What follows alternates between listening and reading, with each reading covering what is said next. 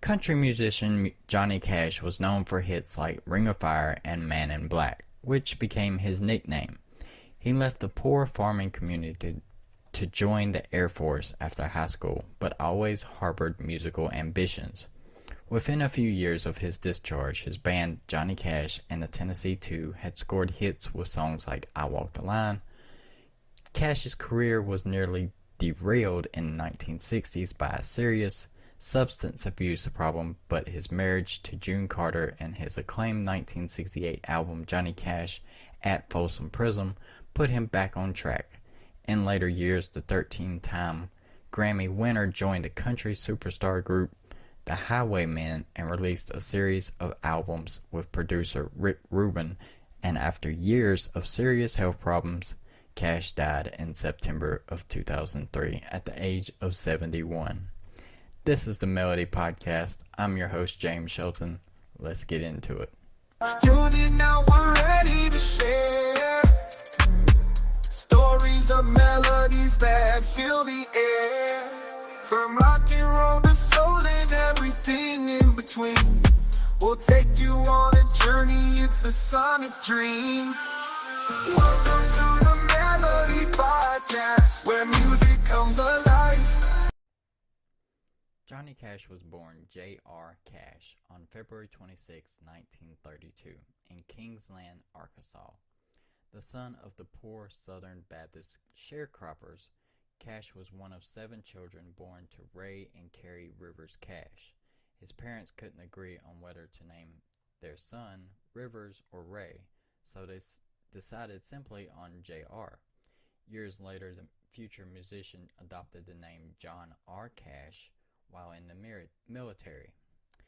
When young Johnny was 3 years old, the Cash family moved to Dyess, Arkansas, so his father could take advantage of the New Deal farming programs instituted by President Franklin Roosevelt. There they lived in a 5-room house and farmed 20 acres of cotton and other seasonal crops.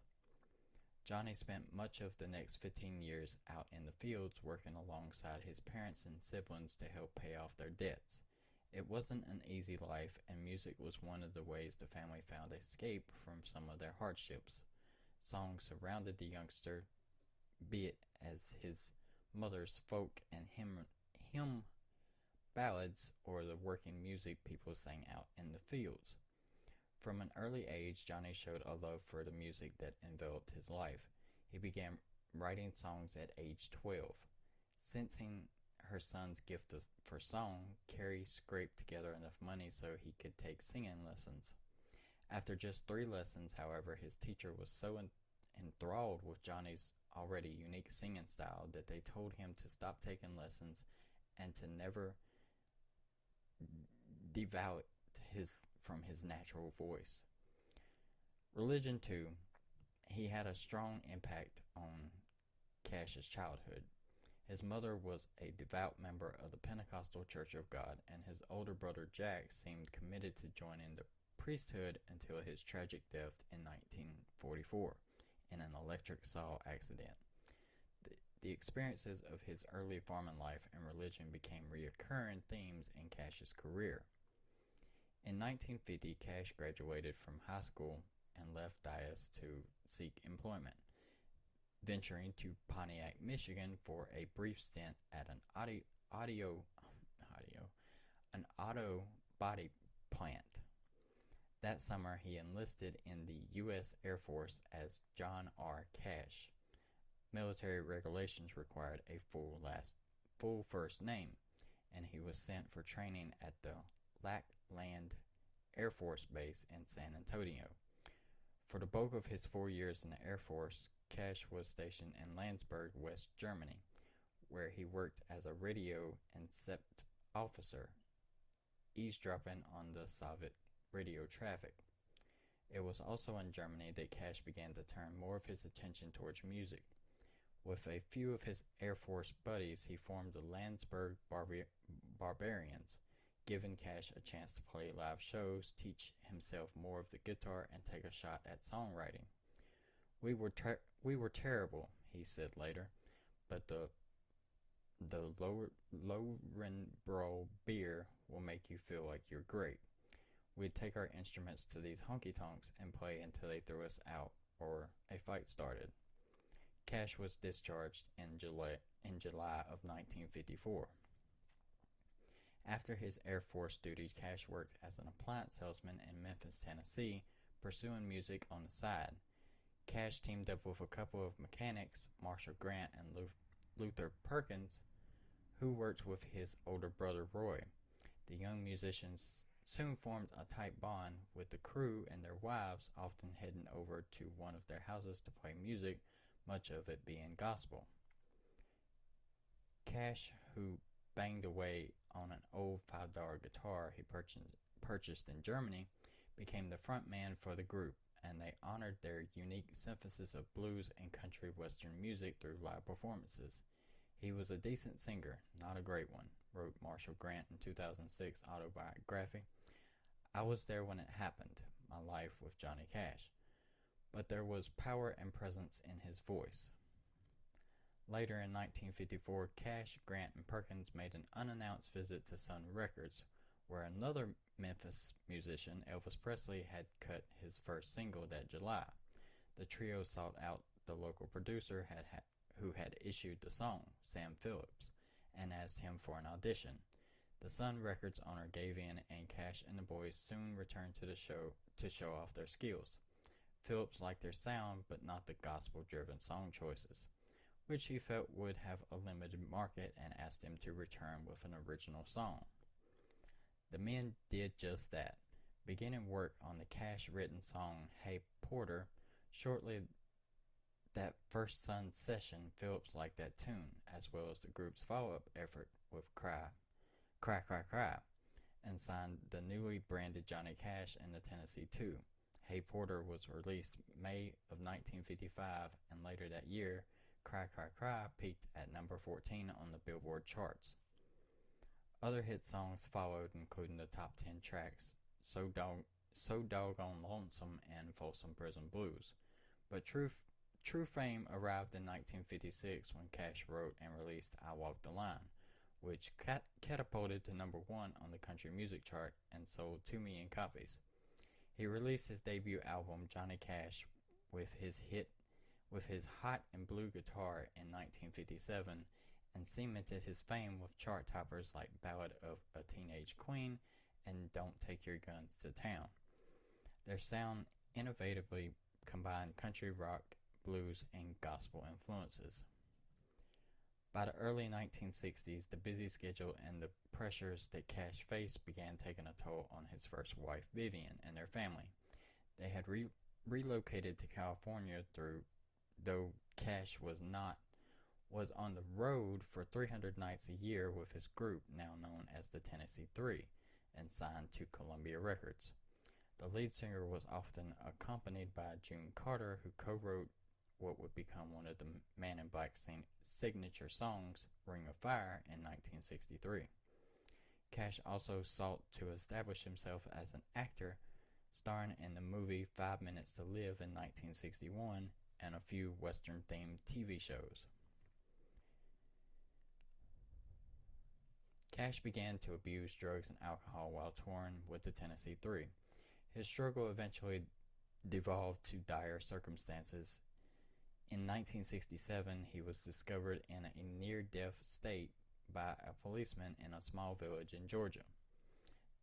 There were other incidents too, including an arrest for smuggling amphetamines into the United States across the Mexican border, and for starting a forest fire in a California park. I took all the drugs there are to take, and I drank, Cash recalled. Everybody said that Johnny Cash was through cause I was walking around town 150 pounds. I looked like walking deaf. His bandmate and second wife, June Carter, helped Cash refocus on his Christian faith and got the drug addiction treatment he needed, setting up a remarkable turnaround. In 1969, Cash began hosting the Johnny Cash Show, a TV variety series that showcased contemporary musicians ranging from Bob Dylan to Louis Armstrong.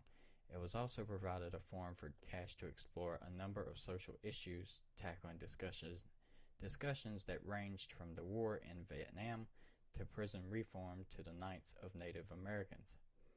The same year his show debuted, Cash also took home 2 Grammy Awards for his live album Johnny Cash at Folsom Prison. A critical and commercial success, the 1968 album was credited with helping to revive the artist's popularity. Ensuing decade offered up more success for the artist as Cash's music career flourished with the release of hit singles like A Thing Called Love in 1972 and One Piece at a Time in 1976. He also co-starred with Kirk Douglas in A Gunfight in 1970, wrote music for the movie Little Falls and Big Halsey in 1970, and published the best-selling autobiography Man in Black in 1975. While many people might know Cash's wife June Carter Cash, the Man in Black was actually married once before to Vivian Liberto. Cash and Liberto met while he was stationed at San Antonio's Lackland Air Force Base for basic training. The years and distance of his Air Force service didn't hamper their feelings for one another. The couple married in 1954 and quickly began their family. Together, Cash and his first wife had 4 daughters: Roseanne Cash, born in May 1955, Kathy, born in April 1956, Cindy, born in July 1959, and Tara, born in August of 1961. But Cash's first marriage was tested by his substance abuse and life on the road. As he toured, Vivian was left home to care for their young family. She grew increasingly frustrated with her husband's absence, so in 1966 she finally filed for divorce. 2 years later, Cash married June Carter on March 1st, 1968. More than just a musical collaborator, June provided a lifeline for the singer in the depths of his addiction. Her support helped him turn his life and his career around. In March of 1970, the couple welcomed their son, John Carter Cash. Additionally, Johnny became a stepfather to June's daughters, Carlene and Rosie, from her previous marriages. In 1980, at age 48, Cash became the youngest living person to be inducted into the Country Music Hall of Fame. As in the previous decade, he maintained a busy schedule in the 80s and increasingly teamed up with other musicians. In 1986, he banded with Old Sun Records colleagues Carl Perkins, Jerry Lee Lewis, and Roy Orbison to record the widely popular composition The Class of 55. Meanwhile, he joined forces with fellow country stalwarts Chris Offerson, Willie Nelson, and Waylon Jennings to form the Highwaymen, which released 3 studio albums between 1985 and 1995. In the early 1990s, Cash stepped into the studio with U2 to record The Wanderer, a track that appeared on the band's 1993 album Zootopia. Throughout the time, though, Cash's health problems and his continued battles with addiction were nearby. After undergoing abdominal surgery in 1983, he checked himself into the Betty Ford Clinic. In 1988, Cash again went under the knife, this time for a double bypass heart surgery. But like always, Cash pushed on. He was inducted into the Rock and Roll Hall of Fame in 1992, and in 1994 he teamed with music producer Rick Rubin to release American Recordings. The 13-track acoustic album that mixed traditional ballads with modern compositions earned Cash a new audience, and in 1995 Grammy Award for Best Contemporary Folk Album.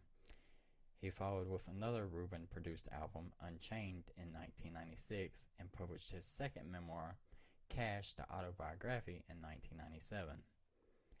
Cash's physical health became more of an issue in the late 1990s. He was diagnosed with a neurodegenerative disease, Shy-Drager syndrome, a misdiagnosis that was later corrected to an autonomic neuropathy.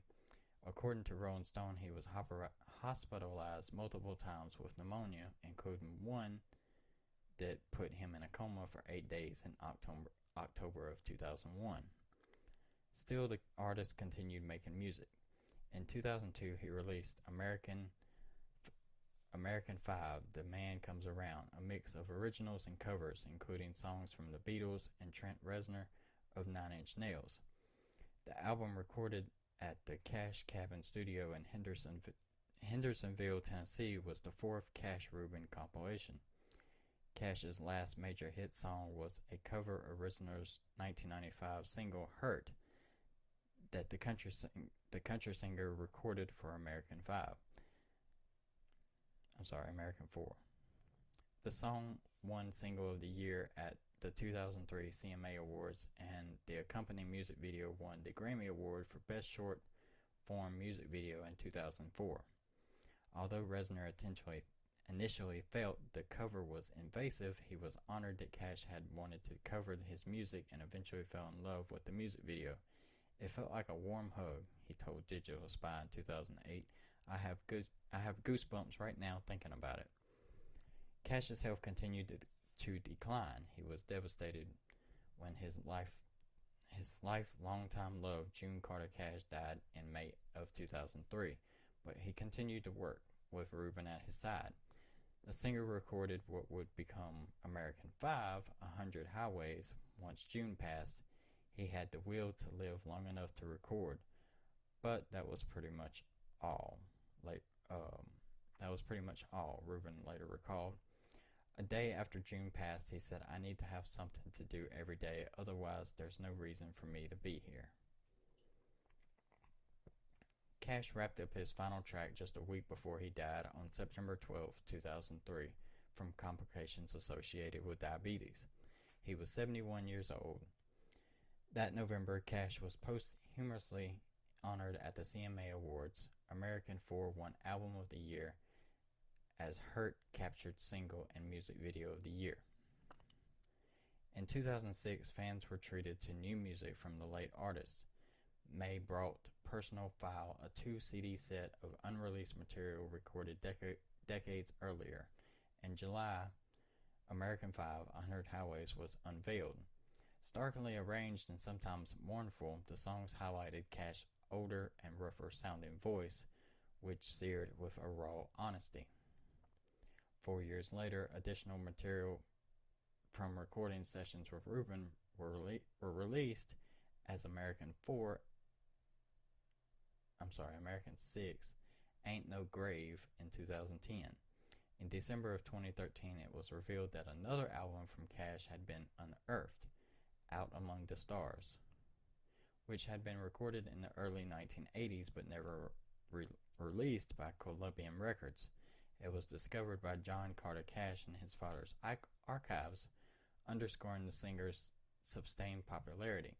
The album became a chart topper following its release in March of 2014. In 2005, the story of his life and career through the late 1960s was made into the movie Walk the Line, starring Joaquin Phoenix as Johnny and Reese Witherspoon as June. Not surprisingly, Cash's influence continued to resonate. In 2007, the community of Starkville, Mississippi, paid honor to the performer and his arrest there in 1965 for public intoxication with the Johnny Cash Flower Picking Festival. The following year, the late artist won another Grammy for Best Short Film Music Video for God's Gonna Cut You Down. I think he'll be remembered for the way he grew as a person and an artist. Chris Christopherson wrote in 2010 upon Cash's selection by Rolling Stone magazine as the 31st greatest artist of all time. He went from being this guy who was wild as Hank Williams to being almost as respected as one of the fathers of our country. He was friends with presidents and with Billy Graham. You felt like he should have had his face on Mount Rushmore. In May of 2013, the Johnny Cash Museum held its grand opening in Nashville, Tennessee. The museum boasts having the largest and most comprehensive collection of Johnny Cash artifacts and memorabilia in the world. Among the items on display are Cash's old Martin guitar, family photos and artifacts, 10 cups from Folsom Prison, and a series of gold and platinum albums. Founders Shannon and Bill Miller said the idea for creating a museum dedicated to the Man in Black occurred after the singer's Nashville estate burned down in August of 2007. We're just really happy to be able to tell the fans there's a place to come celebrate Johnny Cash, Shannon told USA Today. More than 30 years after he recorded them inside a Nashville studio, 11 of Johnny Cash's unreleased songs are set to debut on a new posthumous album, including, according to the Rolling Stone, songwriter scheduled to arrive on June 28th, which that's already happened. Features tracks Cash put to tape during the 1993 demo session. The forthcoming album isn't a carbon copy of the recordings. The late singer's son, John Carter Cash, reworked the demos, stripping them down to only Cash vocals and acoustic guitar, then worked with producers and other musicians to add instrumental. Two featured collaborations are Vince Gill, who provides vocals for Poor Valley Girl, and the late Waylon Jennings, who sang with Cash on I Love You Tonight and Like a Soldier. A single from the album, Well Alright, has already been released. Songwriter won't be the first posthumous album for Cash, who died at age 71 in September 2003. His son previously discovered another unreleased project titled Out Among the Stars, which debuted in 2014. Johnny Cash's top 5 songs are Hurt, number 2, Ring of Fire, number 3, Highwaymen, number 4, Folsom Prison Blues, and number 5, I Walk the Line. And if you can't tell, I'm about to lose my voice. Thanks for listening. Make sure you click that bell to subscribe so you know when an episode comes out. Make sure to go over to shopmelody.com, find you some podcast gear. Rate us 5 stars. Check us out on social media at the Melody Pod. Thanks for living. Thanks for living. Thanks for listening. Have a great day. I'll see you next time.